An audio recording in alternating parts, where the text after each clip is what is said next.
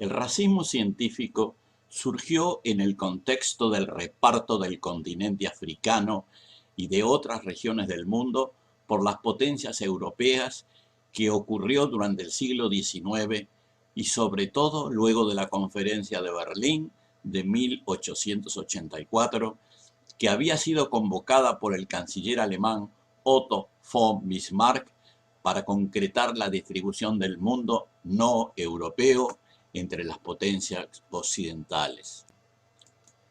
Había que justificar esa pretensión del control europeo del resto del mundo y aparecieron disciplinas pseudocientíficas que lo justificaban, como la frenología, según la cual cada instinto o facultad mental radica en una zona precisa del cerebro que se corresponde con un determinado relieve del cráneo, o la ficcionomía, en la idea de que por el estudio de la apariencia externa de una persona, sobre todo su cara, puede conocerse su carácter o personalidad.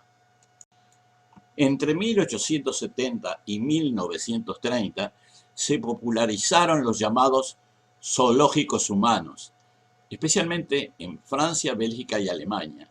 La idea era exhibir en forma pública y casi siempre itinerante a mujeres, niños y hombres de carne y hueso procedentes de África y otras regiones. Los indígenas eran presentados en el siguiente escalón después de los monos y otros animales, con los que incluso compartían barrotes. Un guiño darwiniano para desplegar un espectáculo racista e inhumano que contaba con gran popularidad tanto en Europa como en los Estados Unidos. En casi todos los casos, familias o comunidades enteras eran secuestradas o engañadas. Los nativos participantes eran humillados, mantenidos en pésimas condiciones, en ambientes a los que no estaban habituados, obligados a giras extensas y a vejaciones que ponían en riesgo su vida y a menudo los llevaban a la muerte.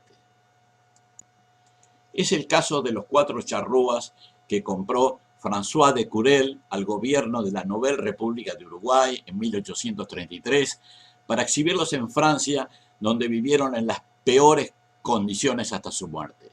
Algunas décadas más tarde, 11 fueguinos fueron capturados en el estrecho de Magallanes por un ballenero belga y mostrados en jaulas en Londres, París y Bruselas en 1889. Un promotor de este tipo de espectáculos fue Karl Hackenbeck, que introdujo a partir de 1874 en sus exhibiciones circenses a samoanos y lapones como poblaciones puramente naturales, junto con sus tiendas, arpones y trineos. Este domador de circo alemán hacía pocas distinciones entre traer al continente animales salvajes como tigres o secuestrar seres humanos exóticos como esquimales. Si en los Estados Unidos lo habitual fueron exhibiciones de nativos americanos, por ejemplo, Buffalo Bill realizó una gira europea con indígenas del oeste que asombró a Barcelona y otras ciudades de Europa. En Bélgica, Francia o el Reino Unido se recurrió a habitantes de sus colonias en África y Asia. La idea era que aparecieran en escenarios que se asemejaran lo más posible a su lugar de origen y realizando actividades tribales. Claro está que las costumbres y rituales de estos indígenas eran tergiversados para favorecer el entretenimiento. El exotismo era la clave, aunque lo que se buscaba era mostrar la razón de ser del colonialismo, afirmando claramente que los blancos europeos eran superiores al resto del mundo y se justificaba su control y explotación. La Segunda Guerra Mundial, en que el régimen nazi llevó al extremo sus ideas del racismo científico, y la Declaración Universal de los Derechos Humanos de 1948 marcaron el principio del fin de estos zoológicos humanos. A ello también ayudó la llegada del cine, que deslució las muestras y acercó el exotismo de las tribus del mundo a un público más masivo. No obstante, en 1958 fueron exhibidas en la Exposición General de Primera Categoría de Bruselas, o Expo 58, familias enteras africanas en pequeñas jaulas de bambú. Un total de 41 millones de visitantes pudieron acercarse a observar, alimentar y acariciar a los prisioneros. Las ferias internacionales fueron durante mucho tiempo un lugar de coincidencia entre obras de arte, ciencia y estas odas al racismo. En la célebre Exposición Universal de París, donde se inauguró la Torre Eiffel en 1889, el principal y más visitado espectáculo fue un pueblo negro, Village Negre, una atracción donde fueron mostradas 400 personas indígenas.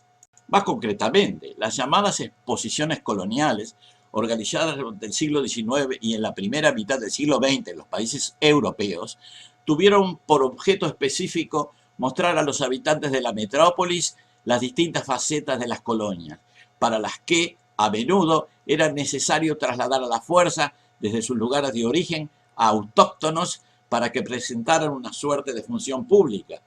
Aquí se vieron algunos de los zoológicos humanos más aparatosos. El país de Leopoldo II, el rey belga que cometió algunas de las peores atrocidades de la historia de la humanidad en el Congo, volvió a reincidir en su error hasta fechas recientes. Como explica Christian Baez y Peter Manson en su monografía Zoológicos Humanos, todavía en julio y agosto de 2002 se presentaron 10 pigmeos de Camerún en una aldea reconstruida en Ivoire, Bélgica, por iniciativa de un organismo sin fines de lucro llamado Oasis Nature. La ONG pretendía pasar página ante el terrible pasado colonial de Bélgica y de paso sensibilizar al pueblo de los actuales problemas de los pigmeos. Logró justamente lo contrario. Varias organizaciones humanitarias denunciaron la exposición de estos aborígenes que cantaban y bailaban para el público por ser una flagrante violación de los derechos humanos y prolongar el recuerdo de aquellos zoológicos de la época colonial.